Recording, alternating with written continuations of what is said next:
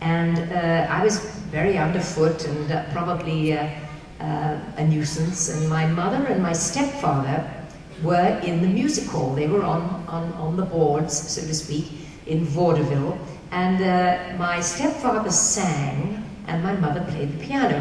And sort of to keep me quiet, so to speak, because I was home from school, which was shut, my stepfather decided to give me some singing lessons. And to his surprise, they discovered that I had a really phenomenal freak adult voice at the age of 7. And they were very worried that I would damage my throat or something. So they took me to a wonderful teacher, and she smiled and loved the way I sang, and she said, "Why don't you bring her back when she's about 13? I could start teaching her properly then." But by the age of about 9, I was singing so much and so strongly, and beginning to join my mother and stepfather on the boards in theatres in the summer holidays and so on, that she agreed to take me on, and she became my singing teacher for the rest of her life. Oh, I think she lived to be in her 90s, and she was still singing. A wonderful lady. So I began by touring with my parents, and then when I was about 12, I was asked to appear in London in a very sophisticated nightclub show. And the night before we opened, the producers felt that I was much too young and too innocent to be in a sophisticated show. But my parents and their agent said, "You can't do this to Julie. She's so excited about going on stage," and they exerted a little bit of influence.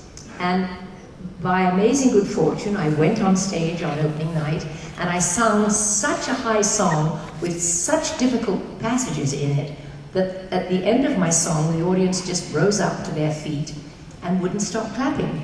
So the press got hold of it, and I was followed home, and I sort of became an overnight sensation at the age of 12. And then the hard work began, and I toured round and round and round England many, many times, learning to do what I do. And I wondered if it would ever do me any good. What would being in music hall and vaudeville, where would it go? And then I was asked to come to Broadway and New York City to be in a show, and that led to My Fair Lady, and that led to Camelot. And then Walt Disney came and said, would I like to come to Hollywood to be in Mary Poppins? Well, if you think about it, those are 3 amazing building blocks. The first time I sang on stage and the audience came to their feet when I was 12, that was the first big stepping stone. Then going to Broadway, and then going to Hollywood. So I actually was working my whole life. School was challenging and difficult because I wasn't ever in one town long enough to attend school regularly, and my grades really fell. So eventually a tutor was hired, a wonderful lady, and I thank God for that woman because she drilled into my befuddled brain some good math and some good history and some good knowledge, and encouraged my love of writing. So thank goodness for that good tutor. And then you were continuing the family tradition by keeping your daughter in with the writing with you as well. That was just by a happy accident, Kathy. I was asked by my publishers if I had any books for very young children, really young. And I said, well, I don't know if I do, but let me think about it. And I went home and I asked Emma, I said, if you were going to the library for your little boy, Sam, who was only 2, what kind of a book would you want to get out from the library for him? And she said, oh, Mum, there's no contest. It would have to be a book about trucks, specifically dump trucks. And she said he's truck crazy. I mean, even before he could speak, he would see a big, rig go by, and he would go, ooh, and love it. So she said, the trouble is I can only find books that are kind of how-to books on the construction site, and nothing about a family or nothing about that has a little message or an adventure.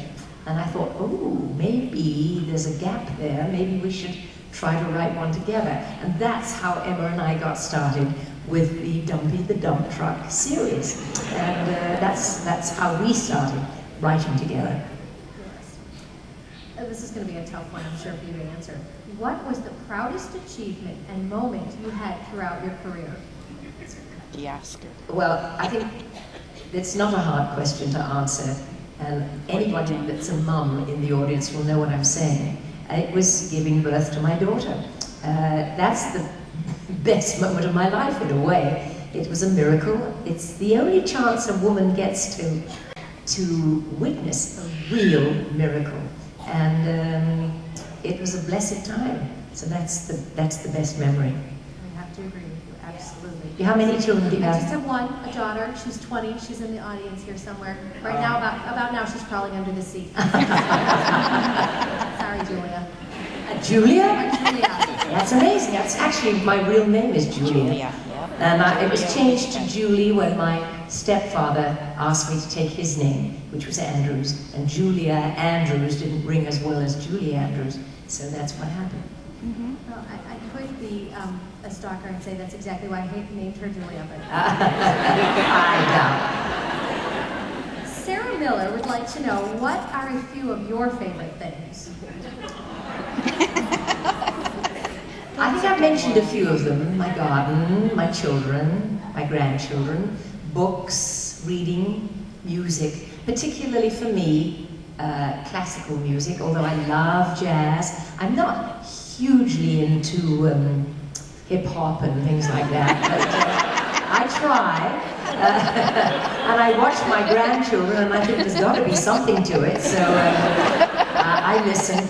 For me, what matters most in a song are the words. I once tried to sing a song called Feelings, and the song, you may know it, it's a very old song now, but it sort of goes, feelings, oh, whoa, whoa, feelings. And I was hopeless at the oh, whoa, whoas, because it didn't say anything.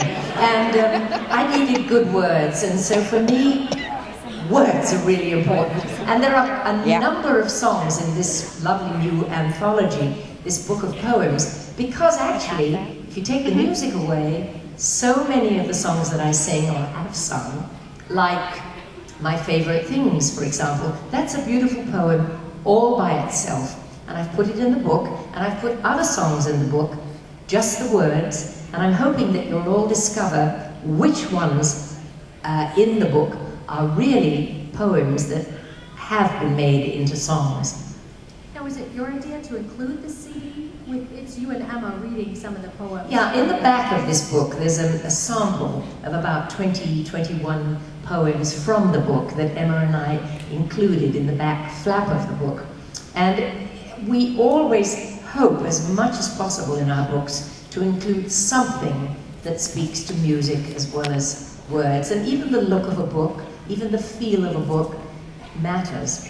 And so in this case, it was wonderful when Little Brown, the publishers, said, we'd love that. And we've actually also recorded the audio, the full audio version of the book, which is over 150 poems. But in the back of this book, separately, there are about 21 poems.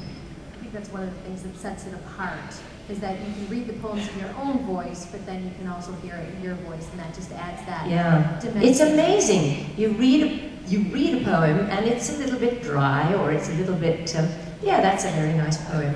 But read it aloud, and all the rhythms and the forward thrust of it, any of the sea poems. There's a poem in there by Tennyson called The Brook. If you read it out loud, as I do on the disc in the back, you'll see it has a whole kind of wonderful feeling of a brook that tumbles and falls and rushes on its way. It's a whole different experience when you read it out loud.